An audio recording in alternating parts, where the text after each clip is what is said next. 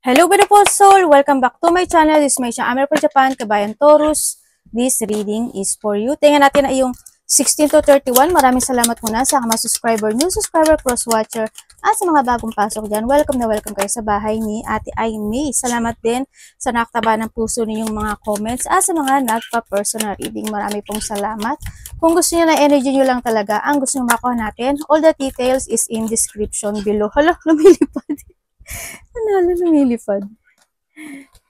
Nasa baba po ng video na ito. This is a general reading, Kabayan Taurus. Kunin mo lang ang sayo at itapon ang hindi naman sayo.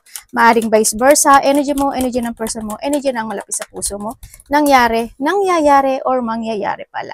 Use your own intuition, lawakan natin ang ating isipan, energy reading tayo, ano man ang energy mo, ano man ang gender mo, ipasok mo yung energy mo. No, I'm only the guidance kayo para makapagpapabago ng inyong buhay. Oy, get back to the basic. May mga bagay na kailangan mo mag-umpisa muli or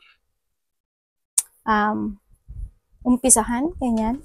Period of ill health, depression. Ingat kayo no, sa mga depression, marami kayong isipin, maraming tatakbo sa inyong mga isipan, at baka ingat kayo sa mga langaw. Yan, baka isa rin yan, di ba, na sa kasakit sa health nyo. Ingat kayo. Or someone into your life na nakadikit sa iyo is may mga sakit. Yan, basta ingat kayo sa mga langaw din kasi andito si langaw. At baka may nakakita kayo ng mga feather, ano. Also the feather, pag nakakita kayo ng feather sa imposibleng magkaroon ng feather. No, ibig sabihin, may angel na nagbabantay sa inyo or may angel na dumikit sa iyo, ganyan. Kung mag-guidance mo yun. Uy, sunrise, new creative ideas, new venture, a fresh start. O, ito yan, o, diba? Get back to the basic, diba? O. Diba? Ibig sabihin, magkakaroon ng, there's a hope or there's a change happen in life. So, ibig sabihin, may mga gagawin yung creativity, mga new ventures, or may fresh start situation. Kung sa relationship man yan, sa trabaho mo man yan, o sinasabi din dito na kailangan mong lumabas-labas din at magpa-araw, no? Isa rin yun. Para mas maging masigla ang katawan. Bakit nandito to? Alam mo ba na dalawa yung man mo, oh? Oh.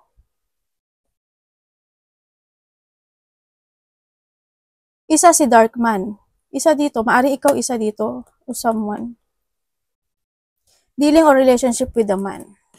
Sabi ko, bakit tawa ko si man? Eh, may nakita akong man dun. Yan. Dealing or relationship with a man with dark complexion or hair. Maaaring ikaw ito or someone into your life. Maaaring siya yung tao na makapagbibigay sa iyo ng hope or siya yung tao na makapagbibigay or a fresh start. Maaaring sa love life or maaaring sa trabaho, new collaboration or new partnership, ano man yan. O kaya siya yung makakasama mo sa mga gagawin mong creativity. O siya yung magbibigay sa'yo ng idea, maaari din ano, sa iba sa inyo. Grasshopper, situation in the balance that require careful handling. Oy, o nga kasi ito siya nakabalance siya, di ba? Kailangan sa lahat ng aspeto ng buhay mo ay kailangan balanse.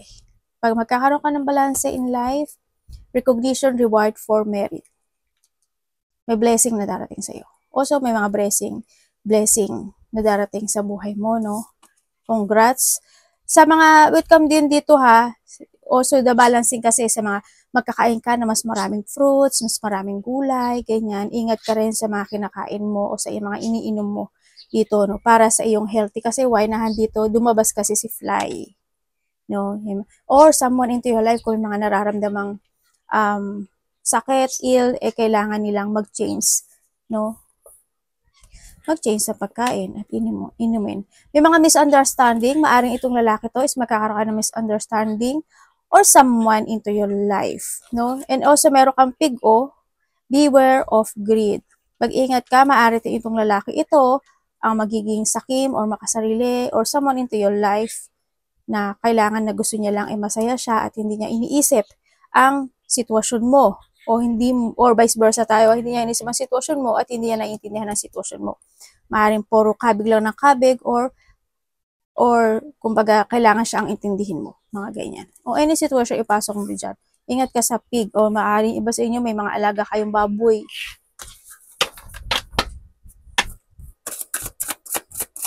Energy metals. Maaaring when it comes sa mga relationship, andito ka sa sitwasyon mo. Kaya pala, sabi ko baliktad yung card ko. Andito ka sa sitwasyon mo na may mga bagay na binabalanse mo sa relasyon mo niya, sa trabaho mo man yan, mga ganyan sitwasyon. Energy.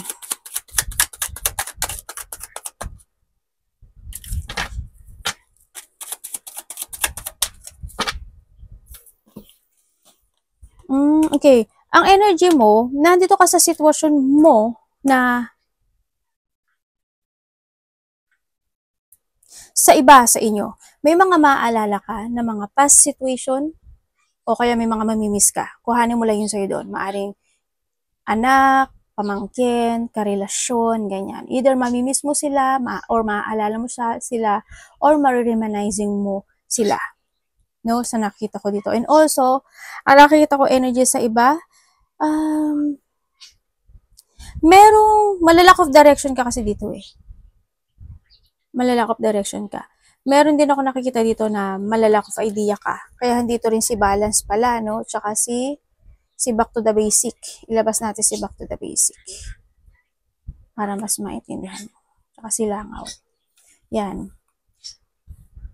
Yun na nakikita ko dito. Malalak of idea ka, malalak of plano ka, sinasabi dito. May mga bagay na kinakailangan mo nang alisin or kinakailangan mong baguhin o kinakailangan, kumaga transform, ganyan. Kinakailangan magkaroon ng adjustment, ganyan. May mga bagay na need to end situation dito sa sitwasyon na to. Ang nakikita ko rin sa'yo dito, hindi ko alam kung sino, ikaw, pwede siyang vice versa kasi may tao dito na parang ipagpipilitan niya yung sarili niya na siya yung mas nakakaintindi, siya yung tama, siya yung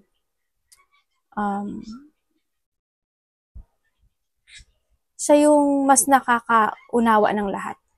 Kumaga, pwedeng sa iba is nagmamarunong, ganyan. Pwedeng iba is kailangan ako intindihin mo, ako yung tama, ikaw yung mali, mga ganun sitwasyon. O kaya iba maalala nyo lang yung mga tao na ganun. Ang energy nila. May mga bagay din ako na nakikita na babalansihin mo by the 16 and 31. Ganun. Yung mga bagay na hindi mo kayang ma-let go. Yun ang nakikita ko sa iyo. Siyempre, no, mag-ingat ka pa rin. Hindi ko alam kung ikaw pero dito kasi someone's magiging very defensive siya. Magiging very defensive. Sana hindi siya magkamali ng salita sa iyo. Kumbaga medyo pabalang or bastos or hindi magiging maganda pakipag-usap niya sa iyo. Sana wala ring tao na mang-iinsulto sa iyo o iinsultuhin mo vice versa tayo. Kasi wala akong sinasabi na pangalan, na pointed na name, kaya pwedeng vice versa. Yun ang nakikita ko dito. May mga pwedeng may mga mapaparanoid, ikaw or someone, maging paranoid situation, mga gano'n. Magkakaroon ng mental agility sa iba or sa iba naman paniniwalain mo yung sarili mo sa isang bagay o sa isang sitwasyon. Kahit na alam mo na hindi makatotohanan. Pero may nagsisinungaling din dito ha.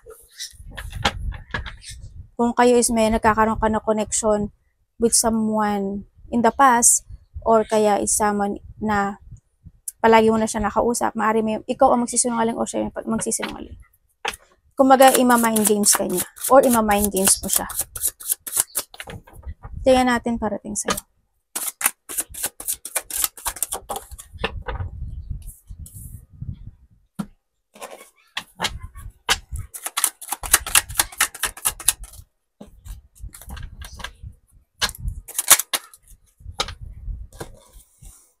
Uy.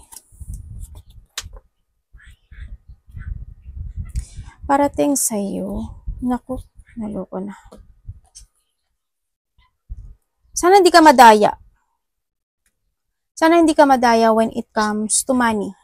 No? Or hindi ka malinglang, ganyan. Kasi sabi ko may magsisinungaling, di ba? Or sana rin is hindi ka mawala ng mga gamit, mga mahulugan ng mga mahalagang gamit, ganyan, o kaya manakawan. Sana walang ganon na mangyari sa'yo, no?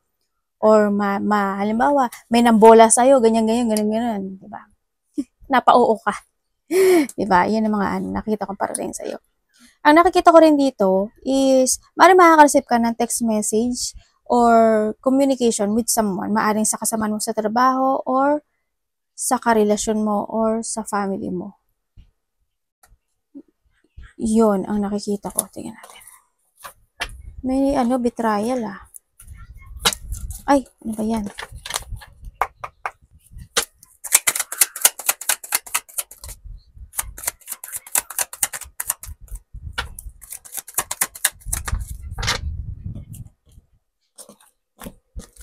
Okay, dito sa nakikita ko sa'yo, merong may mga revelation. So, iba there's a revelation happen in life. Merong expect the unexpected, ang sinasabi rin dito. And kailangan mo maging matatag at maging strong kasi may bigla ang mangyayari. Basta expect the unexpected situation. Maaring ito is something, a loss. Maraming klase ang loss. Loss of money, loss of confidence, loss of hope, loss of pet, loss of something, no? Meron din akong nakikita na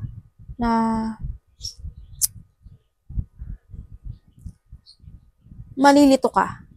Yeah, may pagkalito when it comes to a decision making. Yeah, may mga, siguro when it comes sa pera o kaya sa related to, more on related siya sa money kasi. Mag-ingat ka rin kasi maaring may nakakausap ka or kasama sa trabaho or karelasyon or a family member. Ang nakikita ko dito, may tao na may hidden motive or may hidden agenda sa'yo. Baka naman ikaw to ha, kinagalitan si Taurus Sorry. Basta huwag kayong mag-iisip ng masama sa kapwa ha. At nako, babalik sa inyo yon, di ba? Alam ko naman na hindi kayo ganun. Yun ang nakikita ko dito. Maaaring a part of the family, kasama mo sa trabaho, karelasyon, ganyan. Ang nakikita ko. May problema, no? Sa iba dito may problema. May taong disconnected na sa'yo na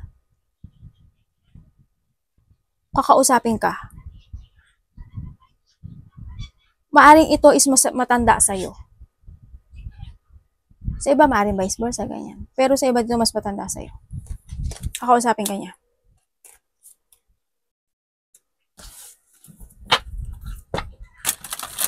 Dapat iwasan. Ay. May trouble kayo? Ano ba tong card ko? Tama. Ano ba naman ate?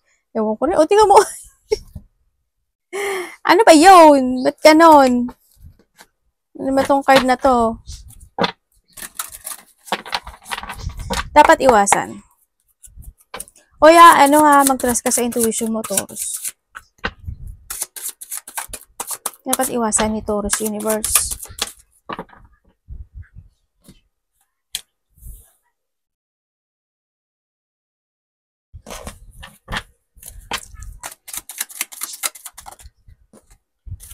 Iwasan mo daw. Okay. Oy, may union May union ako nakikita. Maaaring magkakaroon ng union, celebration, enjoyment, together with your relationship or a family sa iba sa inyo. Iwasan mo na hindi ka matuto sa nakaraan. Iwasan mo na hindi ka maging aware, no, sa lahat ng aspeto ng buhay mo, sa decision mo, sa actions mo, sa pananalita mo, sa lahat. Sa pera mo man yan. Sa health issue mo, if ever na may health issue ka.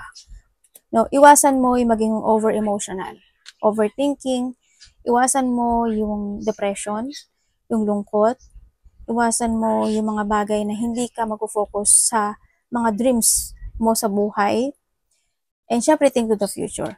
Iwasan mo na hindi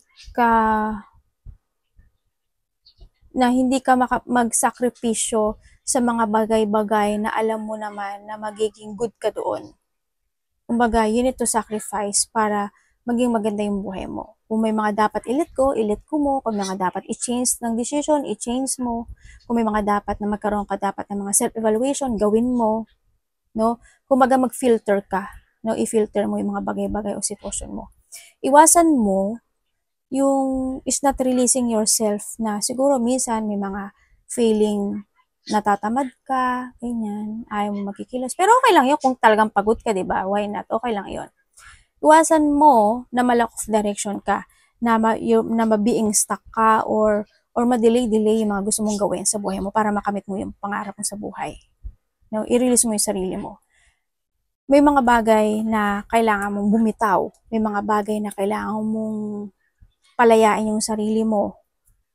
May mga bagay na sinasabi na ano mo yung may mga bagay ka kasi na ginagawa na it's pointless. Parang walang kabuluhan.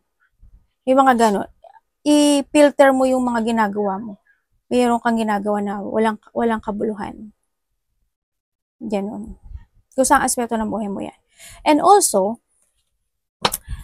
iwasan mo na magkaroon ka ng self-limiting sa sarili mo.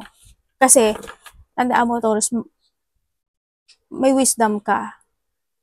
Pwede kang lumago when it comes to your own energy, your own decision, ganyan. Iwasan mo yun na magkaroon ka ng self-limiting. Gawin mo, mag-explore ka to growth, no? Make a new experience, mga ganun sitwasyon, para mag-growth ka. May nakikita ako na hindi ko alam kung ikaw or someone, kasi andito din si family no? May tao na hindi ko alam kung there's a magpapadoktor, magpapacheck up, hospital, or may confine. Yun ang nakikita ko dito. A part of the family, maybe ikaw to, or a part of the family, or sa iba is maaring a mother figure, ganyan. Love. Pwedeng kung hindi siya mother figure, babae, ganyan. Babae, or pwede rin ikaw, kung hindi siya or ikaw, ganyan. Kung ano ka man, lalaki ka, babae, ganyan. Love. Sa love, ayos tingnan natin.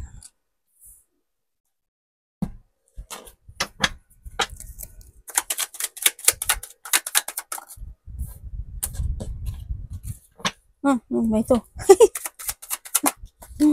Ganito. LDR kayo?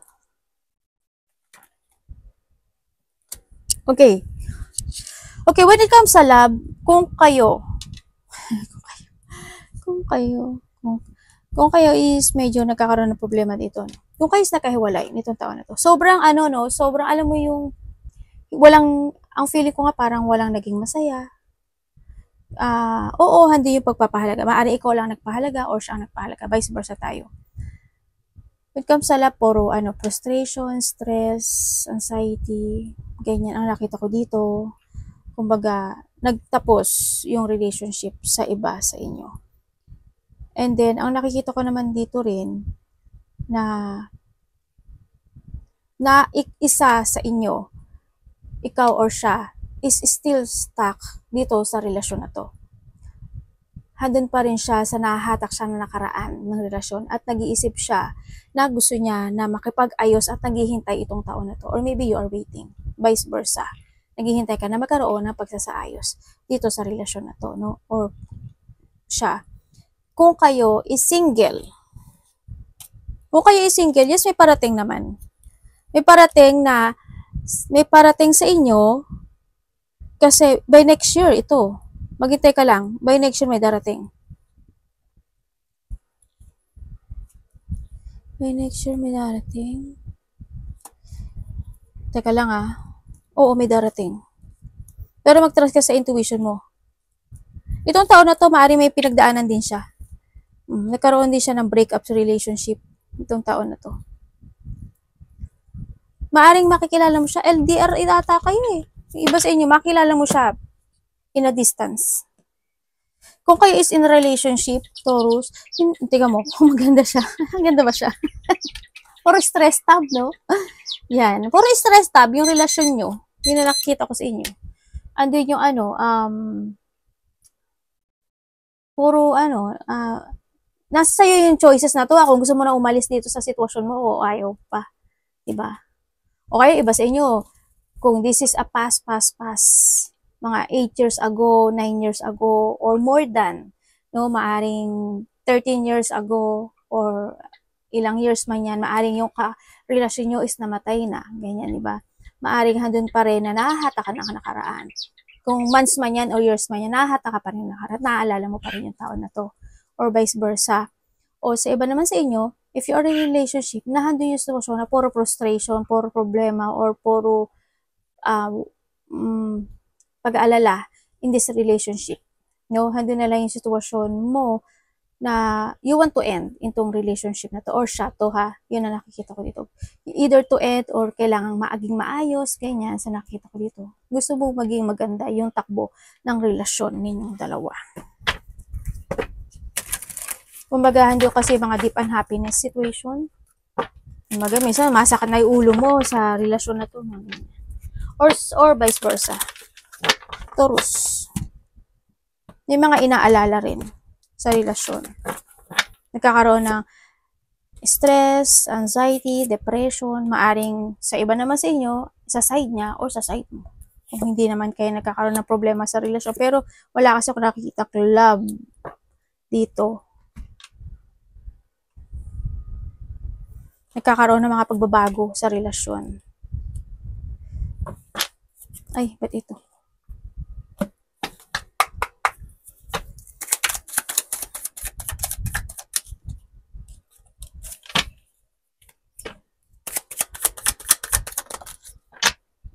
Okay. Sa iba sa inyo, when it comes to a success, huwag ka mawala ng pag-asa. Ang sinasabi dito, medyo nagiging weak kasi yung energy mo sa akin. Siguro, sa iba, kung weak ka, baka may nararamdaman ka, kasi andito rin si illness, di ba? Magpa-check up ka, no? Sa nakita ko dito. Baka may mga matatagal na kayong nararamdaman or sakit. Pero nakikita ko naman na pagtiyagaan mo siya, there's a recovery situation or someone into your life. And also, sa nakita ko dito is mabagal man yung pagdating ng blessing sa'yo or pagdating o pagpasok ng pera sa'yo, huwag ka lang daw susuko kasi unti-unti siyang magkakaroon ng development. Kailangan mo lang talaga maging practical. Kailangan mo lang i-progress at bigyan ng effort and hard work itong sitwasyon. You need to commit, no? Maging dedicate ka dun sa goal mo kung this is a money related. Pero there's a recovery. Pero kung magagawa mo yun, ha? Kung magagawa mo siya. Pero kung hindi, wala. Sana wala akong nakikita. Di ba? Nasa sayo yun. Kasi nandito si Two of Pentacles. Nasa sayo siya. Sa nakita ko dito. Pero sinasabi rin dito, may mga bagay na kailangan mong umpisahan, kailangan mong gawin. No? Magkaroon ka ng pag-evaluate when it comes to a money. Don't be jungling. Kailangan need to control and balance din kasi ang nakita ko dito. So, iba naman sa inyo, maaari nagkakaroon kayo ng chronic fatigue, yung mga bagay na panghihinaan ka o nalalack of pagpupursige o nalalack of pagtsatsaga sa iba sa inyo. Kumbaga, may mga bagay na hindi ka nagpuput boundaries or nagpuput, ano ba to? Ano dito? Siguro nagkakaroon ka ng limitations in life. Maaring ganun sa iba sa inyo. Sa nakita ko ito. Or maaring may mga bagay ka na dinidesisyonan this time na nagiging very slow ka. Ganyan. Kasi you want to make sure yun na maging okay siya at the end. Sa iba sa inyo. Sa iba sa inyo, single pala, no? Pero alam mo, meron ditong happiness sa iba sa inyo. May happiness. Sa iba sa inyo, enlightenment to. Kasi pag pinagsama-sama tong card na to, enlightenment siya. Enlightenment in a situation na kailangang, di ba, may naano kung basta may pupo pala dito sa enlightenment na maging practical ka na this time. At mag-focus ka sa mga gusto mo i-develop.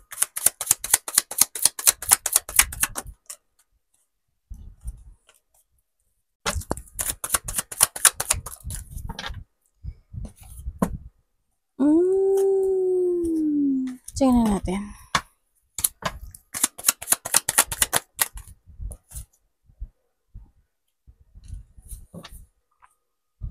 The Sun and the Sun, no? May mga happiness ka darating There's a new direction, new horizon. By next year, next month, next year. Pero may siya may consequence. May mga bagay na kailangan mong desisyonan. May mga bagay na kailangan mo i-cut, i-let go. By next year, magbabago.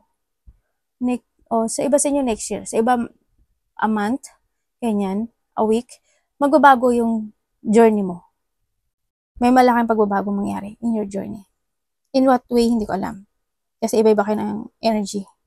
Wala itong pangalan. Pero may magbabago yung journey mo. Okay, when it comes dito sa nakita ko dito, may mga bagong project na darating or may mga bagong or magte-taking a risk ka for something sa iba sa inyo kasi may mga mamasterin ka. Either may mamasterin ka, may i-develop ka na skills, may papracticein ka, may yung iba sa inyo, Diyos sa talent, ganyan. Yung mga kinahihiligan sa iba sa inyo, ganyan. Ang nakikita ko dito. May mga sitwasyon na uumpisahan mo. Yun ang nakikita ko sa'yo dito. Kung dati hindi mo siya maumpisa-umpisahan kasi napanghinaan ka ng loob or wala ka pang kakayahan in that time, this time maaring umpisahan mo na siya or kinakailangan mo na umpisahan sa nakikita ko dito. Kasi marami rin, nandito rin si Sun, maaring mag-success ka doon sa bagay na yun. And then also, ang nakikita ko rin dito, may tao, ikaw or someone, may confession. Maaaring may makipag-usap sa'yo, katrabaho, or someone na maaaring related to a money. Yun ang nakita ko. Pagkakaperahan, money, project, mga ganyan. May tao din dito na gusto niyang linisin yung sarili niya. Maaring ikaw ito or someone, no? Sana huwag naman ikaw. Gusto niyang linisin yung sarili niya sa'yo. May malalaman ka rin daw katotohanan. May taong nagsisisi? May tao dito na gusto niyang ibalik yung tiwala mo sa kanya. Ay, ano yun? Akala ko may lumilipad. O, diba? Nag-ano ako ng mata. Na iba yung mata. Yun. Maaring ikaw or someone. Kasi kung itong tao na to nang loko siya, o dinaya ka niya, o niloko ka niya. In the past. May pagsisinungaling kasi. Sa iba siya may mga aksyonan ka. Iba sa inyo siguro magiging very adventurous kayo, ganyan. Sa iba, may mga exciting situation happen din ako nakikita sa iyo. May mga exciting situation, kaba situation, mga ganyan.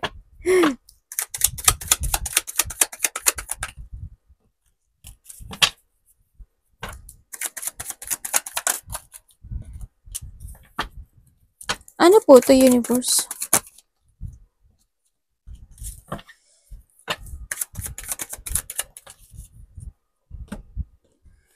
Okay. Sa iba dito nagkaroon or magkakaroon ng mga unexpected of flow of emotion, ito nakita ko dito. Siguro, iba dito, there's a separation, ganyan. May mga pain, may mga sitwasyon na hindi talaga para sa'yo, ang sinasabi dito. May mga bagong pagpaplano rin ako nakikita sa'yo. May mga bagay na hindi ka na interesado Ganun ang nakikita ko. May mga bagay na wala na yung puso mo doon, o hindi mo na love yun, or or kumaga hindi na yun yung tumatakbo sa isipan mo at puso. Yun ang nakikita ko sa'yo dito, no? May mga bagay din na sa iba siguro may mga depression, separation, conflict, yan, may mga parating. Sa iba nangyari na yun. May mga sadness, sorrow, pain, emotional pain, syempre heartache, mga disappointment din sa nakita ko dito. May isang sitwasyon sa buhay mo na magtatapos. There's an ending situation.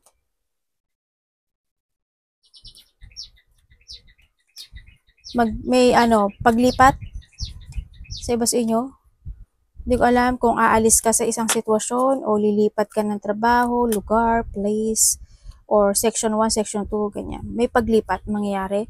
Transformation, may mga bagay na umpisahan mo na, may mga bagay na ilalet go mo actually, no? Or may i-remove sa'yo sa iba sa inyo. Andito rin yung sitwasyon na Siyempre, unhappiness. May taong magsusorry sa'yo. Or you say sorry.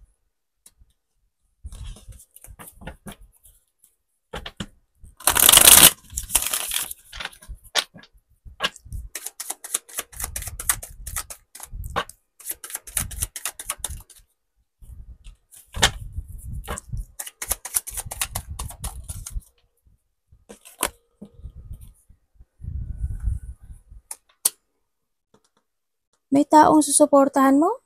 Or may taong susuporta sa'yo? Yun na nakikita ko dito. May supporting, may pagsusuporta. Okay, dito sa nakita ko dito, magkaroon ka daw ng clarity this time kung ano talaga yung gusto mong tahakin sa buhay mo. Sa nakikita ko sa'yo dito, no? Andito ka sa sitwasyon mo na, or you need, to focus and to take it action, to make it real lahat ang goals mo this time. Sa nakita ko, kailangan mo na rin na pumili ng tamang directions in life, magkaroon ka ng clarity, i-correct mo o mag-action ka, i-correct mo yung mga pagkakamali in the past, mag-action ka na ngayon this time. Sinasabi rin dito na magplano ka. Siyempre, healthy lifestyle is good. Mag-taking advantage ka sa lahat ng aspeto ng buhay mo. Halimbawa, kasi andito si illness, magpa-check up ka para alam mo wala kang sakit. O kaya yung mga mahal mo sa buhay kasi andito rin si family. O kaya naman when it comes sa greed, sa pig. Kung sa money yan, mag-ipon ka ng pera. Diba? Mag-save ka ng money. Kung wag lang labas ang labas. Yung mga ganun sense. Siyempre, may mga misunderstanding din. Ganun din sa misunderstanding. Kumbaga, bago ka pagdesisyon at magsalita o magbigkas ng anumang salita sa bibig mo, isipin mo muna in advance kung makakasakit ka ba o makakagood pa, makakatulong ba. No? Kung sa kanya ang pabalang ang sinasabi niya at hindi makakatulong, wag mo na siyang tapunan. No? Kasi sabi nga, 'di ba, pag binato ka ng bato, batuhin mo lang tinapay, 'di ba? Para more blessing to come. Mga ganung sitwasyon. Pag-isipan mo maigi in advance. Mga decision mo, actions mo, any situation in advance. Think to the future din sinasabi dito, ha? May mga bagay na need to progress. Yun ang nakikita ko dito. May mga sitwasyon na alam mo yung may mga nag-abandon na sa'yo, o you abandoning something, andun din yung situation na, pero may darating sa'yong abundance. May darating sa'yong abundance. Ay, stress tab. Lakasan mo lang yung loob mo, ha. May travel kayo, para may hinihintay ka. Devil! Ingat, no? Sana hindi ikaw to. Okay? Ingat din kayo pagdating sa may taong masakit ang likod. Yung nakikita ko dito. And then also, sa nakikita ko rin, in the past na to, no? May namatay. Sana dapas na. May namatay. Yun na nakita ko. Arigato namaste, God bless.